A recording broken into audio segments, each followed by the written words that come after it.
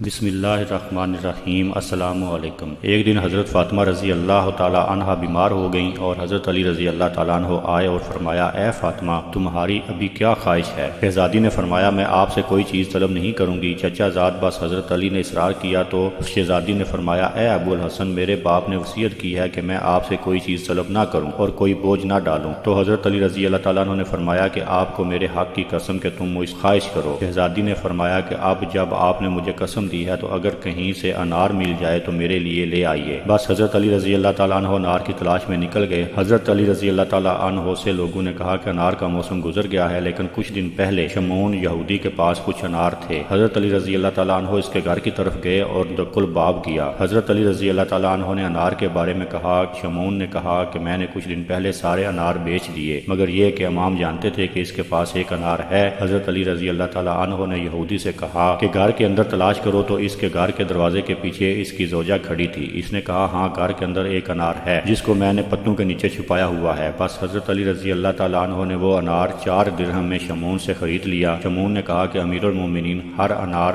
آدھے درہم کا ہے۔ حضرت علی رضی اللہ تعالیٰ عنہ نے کہا کہ تیری زوجہ نے انار کو اپنے فائدے کے لیے چھپایا ہوا تھا، 3.5 درہم اس کے لیے ہیں اور آدھا درہم تیرا ہے۔ اور حضرت علی رضی اللہ تعالیٰ عنہ خوشی خوشی گھر کی طرف چل پڑے۔ راستے میں ایک شخص جو کہ بیمار تھا اس کی آواز سنی تو آپ رضی اللہ تعالیٰ عنہ اس مریض کی طرف چل پڑے۔ وہ مریض زمین پر لیٹا ہوا تھا۔ حضرت علی رضی اللہ تعالیٰ عنہ اس کے پاس بیٹھے، اس کے سر سے مٹی کو ہٹایا اور کہا کہ تمہارا تعلق کس قبیلے سے ہے؟ اس نے کہا کہ میں متائن سے ہوں اور مجھ پر قرضے کا بوجھ ہے، اس لیے حضرت علی رضی اللہ تعالیٰ عنہ کی خدمت میں مدینہ جاؤں، امید ہے وہ میرا قرض ادا کر دیں گے، جبکہ میں ابھی مریض ہوں، آپ دیکھ رہے ہیں۔ حضرت علی رضی اللہ تعالیٰ عنہ نے پوچھا، اے شخص تیرا بھی کیا دل چاہ رہا ہے؟ اس نے کہا کہ انار کھانے کو دل چاہ رہا ہے، اگر مل جائے تو۔ حضرت علی رضی اللہ تعالیٰ عنہ نے کہا، میرے پاس ایک ہی انار ہے جو میں نے خریدا ہے ایک مریض کے لیے جو میرے نزدیک بہت عزیز ہے، لیکن میں اس انار کو 2 حصوں میں تقسیم کرتا ہوں تاکہ تم محروم نہ رہو۔ بس حضرت علی رضی اللہ تعالیٰ عنہ نے انار کو کھولنا شروع کیا